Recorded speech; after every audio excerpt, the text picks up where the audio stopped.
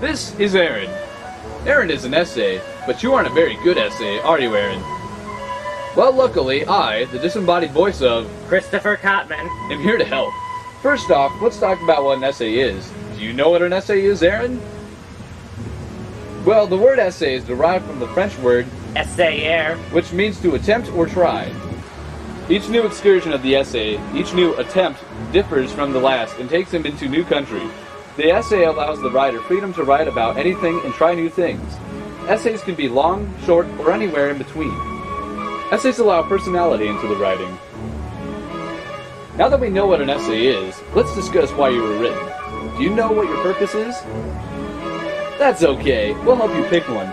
There are many reasons to write, like to explore oneself, to recall past events,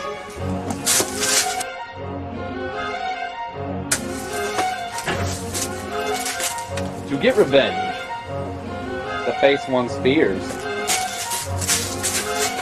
to share ideas and stories, and to get lost in another world. Do you know now what you were written for? That's right! Are you ready to learn how to become a good essay?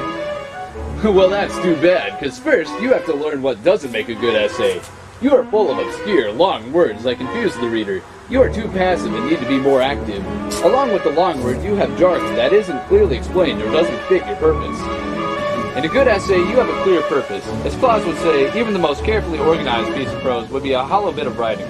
With vivid metaphors, evocative questions, detailed descriptions, and a well-turned story of personal experience, you can make the essay pleasing to your reader.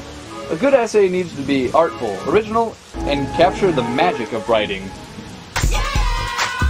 There you have it. Now you know everything you need to know to become a good essay.